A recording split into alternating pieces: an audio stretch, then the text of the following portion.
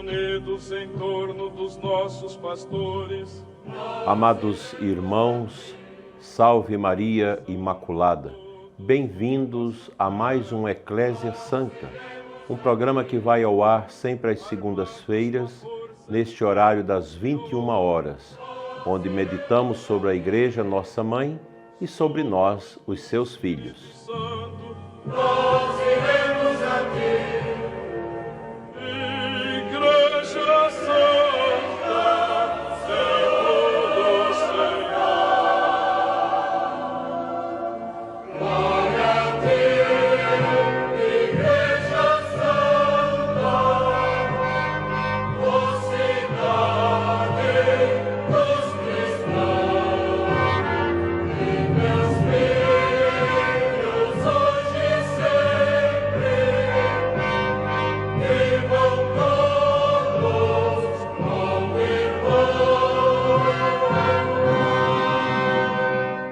Em nome do Pai, do Filho e do Espírito Santo. Amém.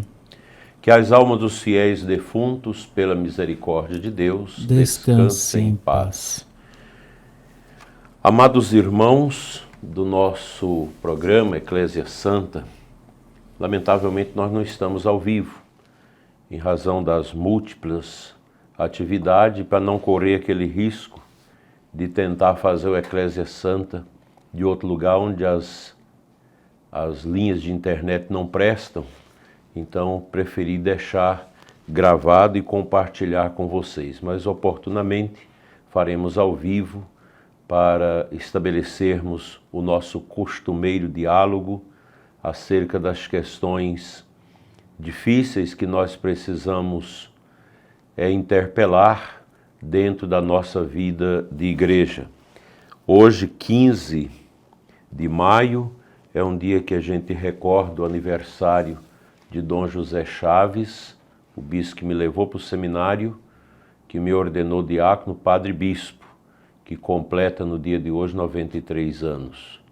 Agradecemos a Deus pela vida de Dom José, que ainda continua ativo, muito lúcido e muito capaz nas suas palavras, e um homem com quem aprendi a amar a igreja e amar também a verdade. O meu relacionamento com Dom José Chaves é desde o meu 5º ano de nascimento, ou seja, a vida toda a gente teve esse bom relacionamento, e o relacionamento dele também com a minha família. Teve uma oportunidade que visitou minha mãe quando da sua enfermidade com câncer. Então a gente também tem essa fineza, essa gratidão a Dom José pelo que ele fez por mim e também pelo que ele fez também pela minha família. Nós vamos dar sequência ao nosso catecismo. Hoje eu quero convidar você a começar o parágrafo 5º do catecismo, onde fala da criação do céu e da terra. É o número 325.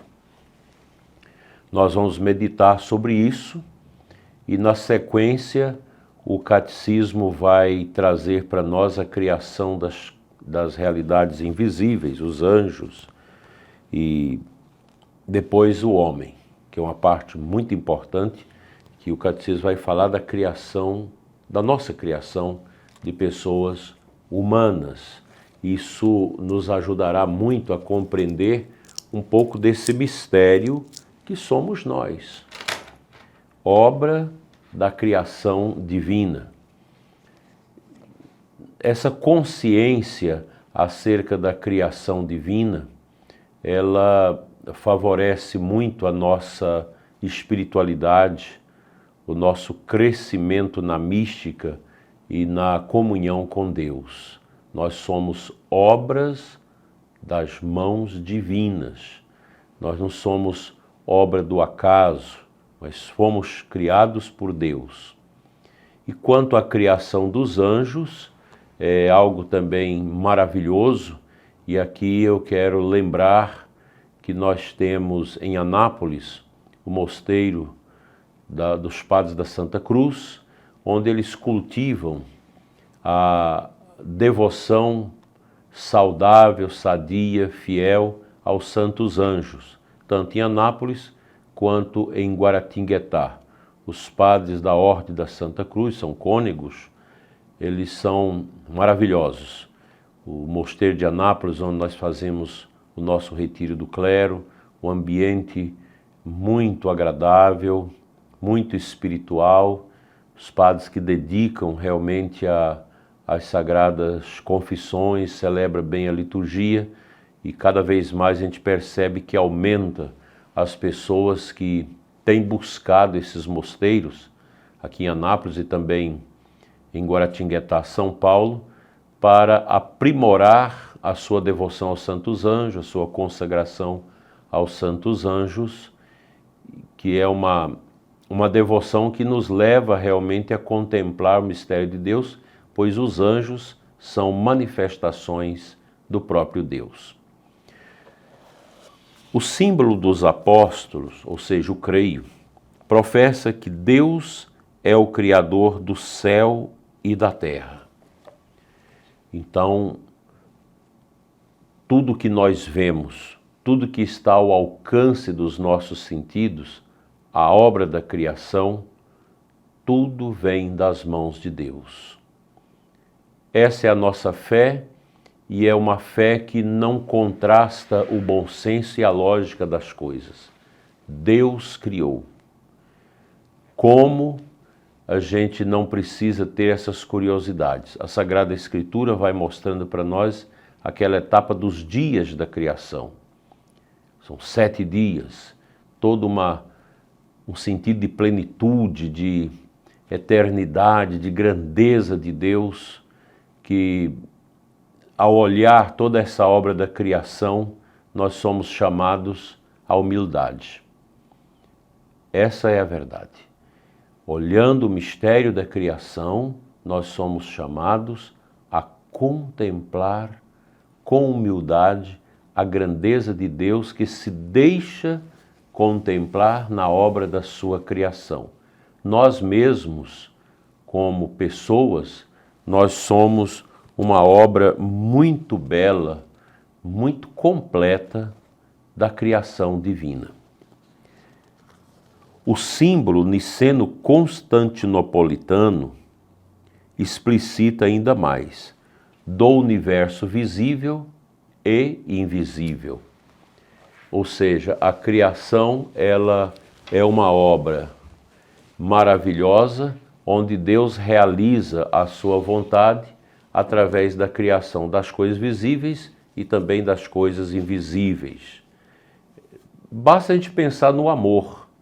O amor é algo muito concreto através dos nossos gestos, mas ele é invisível. Ele brota do profundo da alma, dessa dimensão invisível nossa, porque Deus nos criou, o corpo da matéria, e também nos criou como um ser espiritual, porque nós viemos de Deus, a nossa alma é espiritual. Portanto, o creio normal que nós rezamos, esse menor, que é o mais comum, que a gente já sabe de cor, ele não fala dessas coisas visíveis e invisíveis. Já o creio de niceno-constantinopolitano, do ano 381, ele é mais explicativo, e nele nós podemos contemplar esta passagem bonita.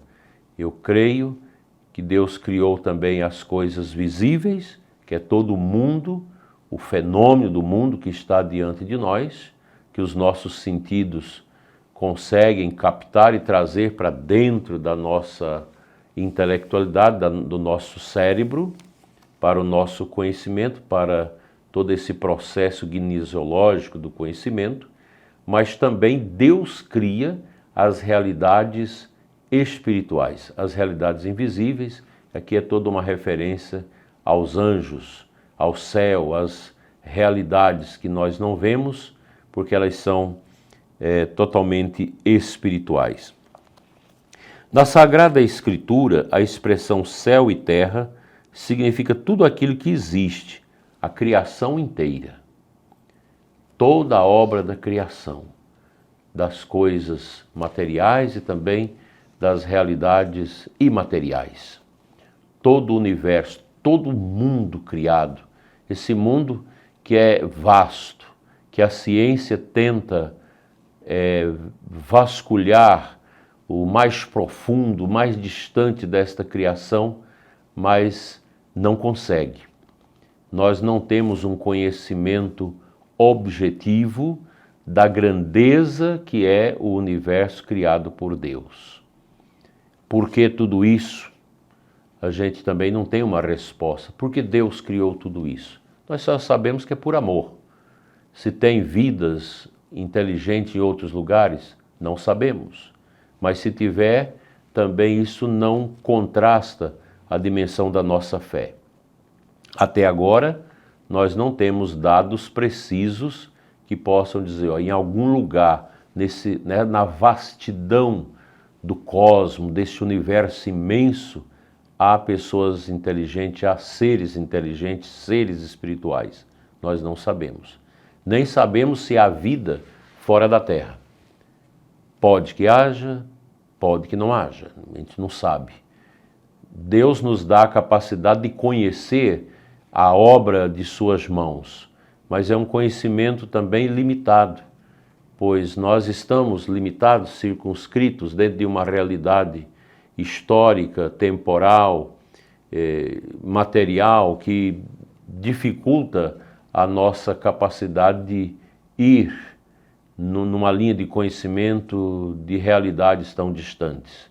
Os cientistas já realizaram os estudos e demarcaram as distâncias através da velocidade da luz, que é muito interessante isso. Você mede a velocidade, o caminho daqui à Lua, por exemplo, cerca de 4 segundos luzes, daqui ao Sol, tantos minutos luzes, e por aí vai, porque a luz ela transita numa velocidade de mais de 300 mil quilômetros por segundo, então você vai multiplicando isso, você tem o tamanho da velocidade, pois as coisas no universo são tão grandes que não dá para caracterizar essas realidades com aquilo que nós temos de medida nesse mundo. Então os cientistas usaram a velocidade da luz para fazer essas projeções de distâncias de uma galáxia a outra, da travessia de uma galáxia, quantos anos-luz tem a galáxia em que nós estamos, parece que é 130 mil anos-luzes, e assim por diante. É uma tentativa que a mente humana vai se apropriando de instrumentos tecnológicos para tentar compreender essa realidade. Mas parece que Deus brinca com a gente de um esconde-esconde. A gente não consegue entender tudo. Ora, se nós não conseguimos entender o nosso universo mental, esse microcosmo que é a nossa mente, como nós vamos entender tudo isso? Então, a gente vai às apalpadelas, porque nós somos limitados e não temos condição de conhecer tudo que é obra das mãos de Deus. Quando nós estivermos com Ele, na nossa glorificação com Deus, pela obra de Cristo, nós vamos ter esse conhecimento da grandeza de Deus, de toda a sua obra, porque isso é a expressão do amor. E nós nem conhecemos e nem damos conta de explicar devidamente a largueza, a profundeza e a extensão que é a marca do amor de Deus em nós. Então a gente precisa ter paciência e muita humildade. Meditar sobre essas realidades requer humildade, mansidão, pois muita gente prefere o caminho do ateísmo, negando Deus por causa dessas realidades e acabam também não conseguindo explicar muita coisa. O mistério de Deus é grande e nós somos pequenos, mas nós queremos com Ele participar da sua grandeza e da sua eternidade. Então, a Sagrada Escritura diz que essa expressão céu e terra significa tudo que existe, a criação inteira. Indica também o nexo no interior da criação, que ao mesmo tempo une e distingue céu e terra. A terra é o mundo dos homens, é onde nós labutamos. E nesse mundo dos homens, Deus nos agraciou com algo muito belo, extraordinário, que é a nossa consciência. Isso a gente vai estudar no catecismo, se Deus nos der essa graça, lá na frente, quando falar dos atos humanos, daquilo que é a expressão do agir humano, que é algo muito específico nosso, que é marcado pela consciência. Deus conhece a nossa consciência. A nossa consciência é o nosso sacrário humano, onde nós temos todas as nossas realidades, onde nós temos os nossos segredos, mas Deus conhece a nossa consciência. Não para nos subjugar, porque Deus não subjuga ninguém. Cada um é livre para viver de acordo com a sua consciência. Mas o crente, a pessoa de Deus, que ama o Espírito Santo, que acolhe o Espírito Santo, essa pessoa tem esse óleo eterno, essa bênção eterna que é o Espírito Santo, para que possa fazer do seu agir humano algo que agrada a Deus. Essa é a verdade. A nossa consciência, ela precisa estar profundamente conectada com a graça divina para que os nossos atos humanos sejam marcados também por esta presença sobrenatural da ação de Deus, da graça incriada que é o Espírito Santo que age em nós, para que nós possamos fazer o bem, rejeitar o mal e fazer o bem. Esse é um princípio fundamental que a consciência cristã vive. A gente vai aprendendo isso com a nossa experiência de oração, de amor ao próximo, a prática da justiça, vai nos dando essa graça da gente entender que a nossa consciência é o lugar onde Deus age. A nossa consciência é a nossa impressão digital nesse tempo de eternidade de Deus, que é o seu Kairos. Daí a necessidade de fazermos sempre o exame de consciência. É o que nós fazemos sempre na nossa oração à noite, com toda a igreja, que é o arrependimento dos pecados e pedindo ao Senhor que nos dê essa boa consciência, para que tudo que nós fizermos neste mundo possa ser do agrado de Deus e possa também contribuir para o bem dos outros e para o nosso próprio bem. O céu ou os céus para designar o firmamento, mas também o lugar próprio de Deus, vosso Pai nos céus. Nós rezamos isso no Pai Nosso. Pai nosso que estais nos céus. É uma realidade que nós não conhecemos, mas pela nossa mística, pela nossa oração, a gente já tem antecipado dentro de nós uma pequena, mas dinâmica consciência de que é o lugar de Deus, o lugar eterno de Deus. E é para lá que nós queremos ir, para mergulharmos neste amor que não morre, neste amor dinâmico, que é o próprio Deus, vivendo a alegria da nossa espiritualidade. E por consequência, também o céu é o lugar da glória escatológica. O escatom são aquelas realidades últimas dos homens. Nós temos no ordenamento doutrinário da Igreja acerca da opção livre do ser humano agir neste mundo, a questão dos novíssimos. A Igreja nos dota dessa consciência. O ser humano medita e tenta compreender a realidade dos novíssimos do homem, que é a sua morte, o julgamento, o céu, o inferno, o purgatório, o paraíso, são as realidades últimas do homem, por isso nós chamamos a escatologia. Enfim, a palavra céu indica o lugar das criaturas espirituais, os anjos que estão ao redor de Deus. E as almas salvas, os santos, aqueles que já nos antecedem na glória beatífica de Deus. Então, é um lugar entre aspas, o catecismo coloca entre aspas, porque essa realidade do céu, nós não temos categorias para pensá-la, porque as nossas categorias, elas são materiais e históricas, são limitadas a essa realidade na qual nós estamos circunscritos.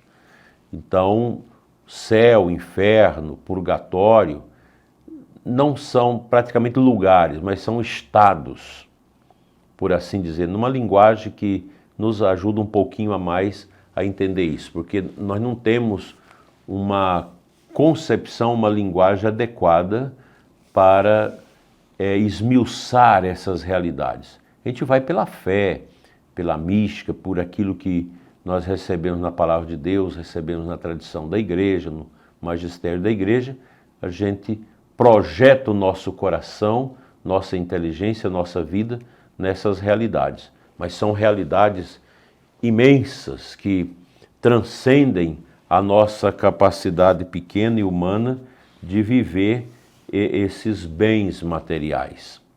Contudo, Deus nos dá a sua graça para a gente, pela nossa fé, pela nossa mística, pelo poder espiritual da oração, a gente contempla essas realidades. Os santos contemplaram isso, tiveram visões beatíficas dessas realidades que nos ajudam a entender que ela existe. O ateu, é claro que não vai considerar isso. Uma pessoa materialista, ela vai agasalhar seu coração nas realidades transitórias e passageiras da vida e viver nisso, com essa consciência que o ser humano é uma obra do acaso e nós viemos da matéria, essa matéria que é eterna, que fica aí transmutando, que não tem quem criou isso, é uma realidade que foge à nossa compreensão e nós somos o resultado dessa matéria. Isso é um pensamento materialista, pensamento ateu, que desconsidera a transcendência do homem. Mas pela nossa fé, pela revelação divina, nós entendemos que Deus é o Criador. Tudo é obra das suas mãos, e nós também. E Ele nos criou livre, a gente vai ver toda a questão do pecado lá na frente, no catecismo, que vai nos mostrar esses detalhes importantíssimos para a gente compreender essa realidade, que é uma realidade que cria em nós uma expectativa e também uma curiosidade que não pode ser buscada de maneira torpe. A gente não precisa ter grandes preocupações quanto a isso. Basta essa assertiva da fé. Eu creio. O símbolo apostólico, o símbolo da igreja me dá essas respostas necessárias, que são respostas clarificadas no catecismo da igreja e na sua tradição. Então, a profissão da fé no Concílio de Latrão, que é um concílio mais tarde, afirma que Deus criou conjuntamente do nada, desde o início do tempo, ambas as criaturas, a espiritual e a corporal, isto é, os anjos e o mundo terrestre. Em seguida, a criatura humana, que tem algo de ambas, por compor-se de espírito e de corpo. Olha que interessante isso, né?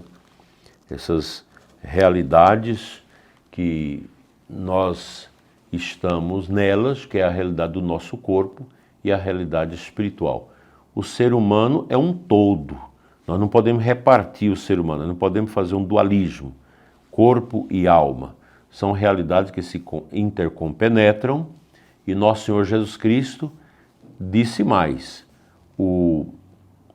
Esse corpo que está unido a esta alma, que vai se separar dela no mistério da morte, vai unir-se, essa matéria do corpo, de forma gloriosa, à alma na ressurreição dos mortos. Então essa é a nossa fé, nós esperamos e cremos nisso. Como se dará isso? É a questão de fé. Eu não posso querer pegar os instrumentos de um laboratório para explicar isso, pois o campo da ciência, a metodologia da ciência, a sua especificidade não é esse campo espiritual, que esse é um campo da teologia. A ciência não tem como, na sua epistemologia, no seu ordenamento metodológico, ela não tem como adentrar esses pórticos espirituais, porque a ciência ela é positivista, ela é positiva, melhor, ela trabalha em cima dos dados captados pelos sentidos. Não tem jeito de você provar a existência de Deus num laboratório científico. Se isso ocorresse, Deus deixaria de existir, porque o campo da ciência é a matéria e Deus é imaterial, Deus é espiritual, Deus não cabe nos nossos conceitos materiais. A gente precisa compreender isso de coração, com muita fé, porque essa é a realidade dura, grande, mas uma realidade que nos ajuda a compreender que somos vocacionados à eternidade. Nós somos criados por Deus com esta vocação à eternidade. Por isso, querido irmão, que nós não conseguimos nesse mundo preencher toda a satisfação do nosso coração. Nem os bens, nem o dinheiro, nem a fama, nem o poder, nada nesse mundo é capaz de preencher o profundo do coração humano. Dentro de nós existe uma sede, existe uma propensão para algo que nós não entendemos nesse mundo e que esse mundo não é capaz de nos preencher. Percebamos, por exemplo, o namoro de dois jovens da igreja, que são simples, que são pobres, mas que se encantam um com o outro naquele namoro e a grande expectativa é o matrimônio. Aí casa, vem outras expectativas, vem os filhos, vem a vida adulta, vem as labutas, vem o tempo da doença, o tempo da morte, e o coração nunca foi totalmente preenchido. O esposo amou profundamente a esposa e vice-versa, mas este amor não foi capaz de preencher toda essa latência interior do coração humano. Se você é pobre, de repente você trabalha, você consegue uma casa, depois você tem o desejo de um carro, e de repente vem o desejo de mais um carro para a esposa, outro para você tem desejo de comprar um sítio, você compra esse sítio, e de repente você faz negócio, você cresce, você tem uma empresa, você quer mais, pode ter um avião, pode ter tudo isso, mas o coração continua desejoso de algo que esse mundo não é capaz de oferecer. Essa é a latência para a escatologia, para a salvação em Deus. Ou seja, neste mundo, nada é capaz de preencher esta realidade do profundo de nossas vidas. Só Deus. Só Deus pode preencher. E aqui a gente lembra aquela passagem de Santo Agostinho, que está lá no livro das Confissões, onde ele diz: o meu coração inquieto só se aquietará quando estiver em Deus. E é verdade. Nós somos inquietos. O nosso coração vive uma inquietude. É próprio da dinâmica do coração humano. Nós somos assim, prezados ouvintes. Nós somos assim. Há dentro de nós uma busca por algo que a gente nunca se satisfaz nesse mundo. Repito, o dinheiro, a matéria, o poder e o prazer não são suficientes para preencher esta realidade interior nossa que clama pelo céu. Somente o céu, somente a nossa salvação em Deus vai nos preencher nos completar, porque nós vamos nos completar em Deus. Primeira carta aos Coríntios 15, 28, quando São Paulo diz que chegará um momento que seremos tudo no todo de Deus. Por isso que São Francisco sempre pedia e rezava, meu Deus e meu tudo, e pedia a graça de entender o seu nada. Nós somos um nada nas mãos de Deus, mas somos uma riqueza que nada neste mundo paga. Não existe nesse mundo nada que possa comprar e pagar uma vida. A vida humana é um tesouro tão importante que nada nesse mundo é capaz de equivaler a ele. Portanto, valorize a sua vida. Valorize a vida dos outros. Não tenha ódio no coração. Não guarde o rancor. Perdoa. Não precisa de você ficar abraçando aquele ou aquela que fez tanto mal a você e a sua família. Mas não há por que você odiar, porque o ódio, o rancor, a raiva fere essa grandeza que nós temos dentro de nós, que é o nosso olhar para Deus. Isso não tem preço. Portanto, façamos da nossa vida um verdadeiro oásis de humildade, pois na humildade a gente vai entendendo a nossa caducidade, pois omnia transeunte, tudo nesse mundo passa, e a beleza do cristão está nesta permanente comunhão com Deus vivo de Israel, Deus que nos criou, o Deus que nos enviou Jesus para completar o sentido da nossa vida. Em Deus nós temos tudo, fora dele nós não temos nada. Uma alma sem Deus é uma alma que mendiga as coisas neste mundo que nunca vão preencher o vazio da sua alma.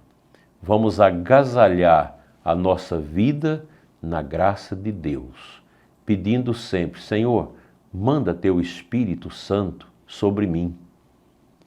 Derrama a sua graça sobre mim para que eu possa entender.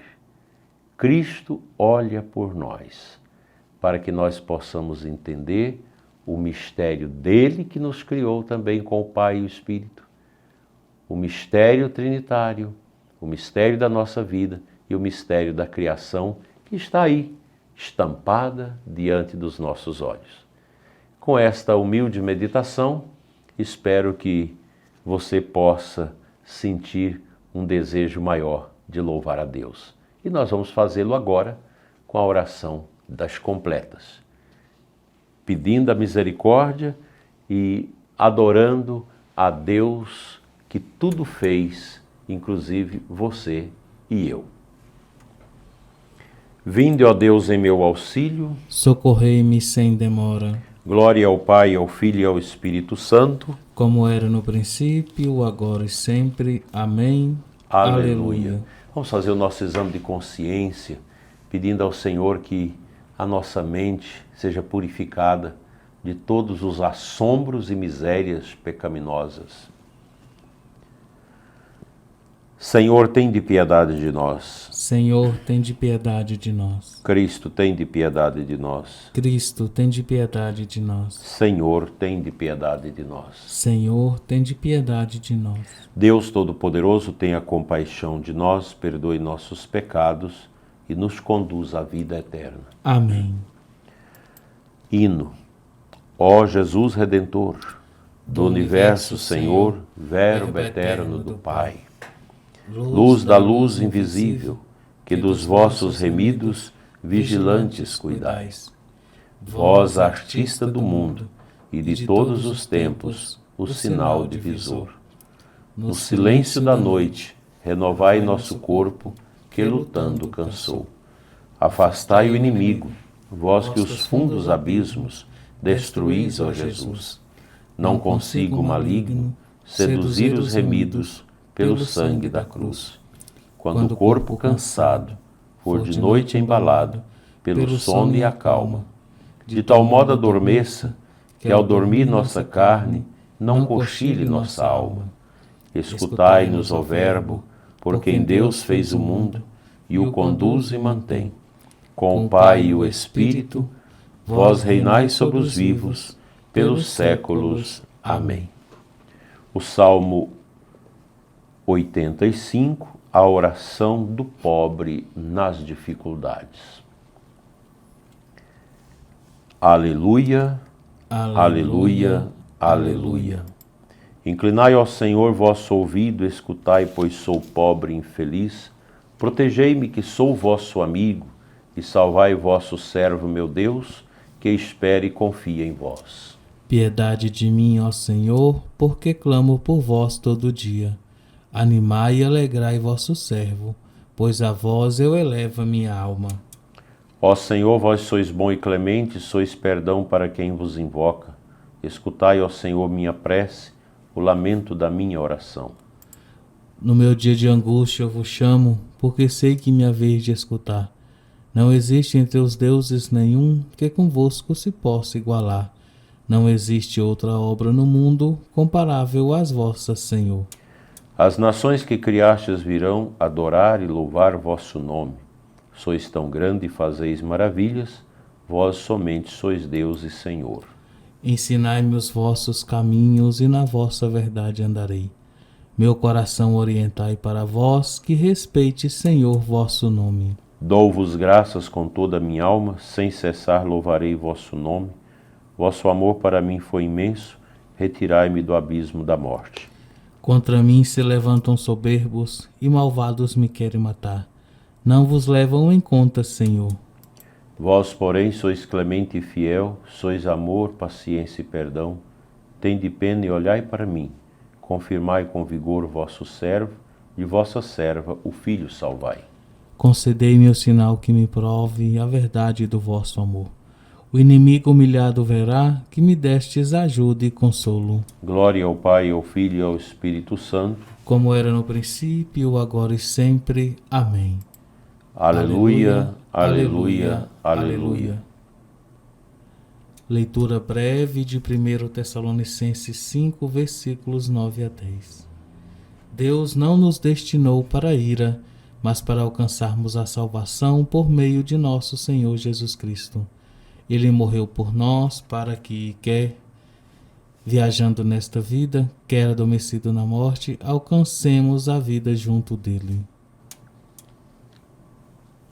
Senhor, em vossas mãos eu entrego o meu espírito, aleluia, aleluia. Senhor, em vossas mãos eu entrego o meu espírito, aleluia, aleluia. Vós sois o Deus fiel que salvastes vosso povo. Aleluia, aleluia. Glória ao Pai, ao Filho e ao Espírito Santo. Senhor, em vossas mãos eu entrego o meu espírito, aleluia, aleluia. Cântico de Simeão, Cristo, luz das nações. Salvai-nos, Senhor, quando velamos.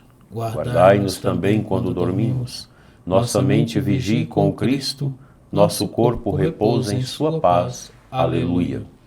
Deixai agora vosso servo ir em paz, conforme prometestes, ó Senhor, pois meus olhos viram vossa salvação, que preparastes ante a face das nações, uma luz que brilhará para os gentios e para a glória de Israel, vosso povo. Glória ao Pai, ao Filho e ao Espírito Santo, como era no princípio, agora e sempre. Amém. Salvai-nos, Senhor, quando velamos, guardai-nos também quando dormimos. Nossa mente vigie com Cristo, nosso corpo repousa em sua paz. Aleluia. Oremos.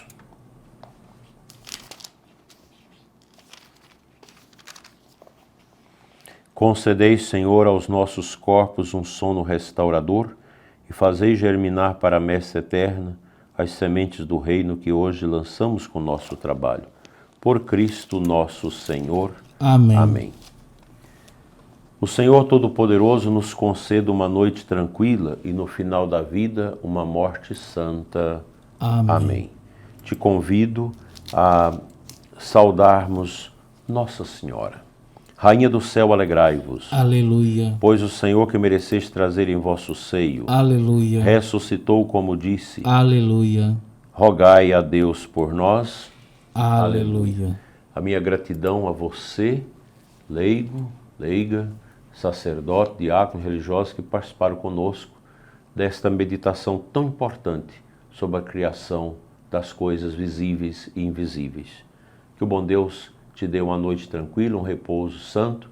A partir de meia-noite no nosso canal do YouTube estará disponível o nosso programa Oração da Manhã.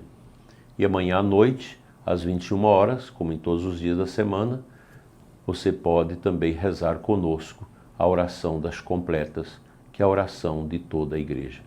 Tenham todos uma noite de paz, um bom repouso e uma abençoada terça-feira amanhã, na presença dos santos anjos. Assim seja. Amém.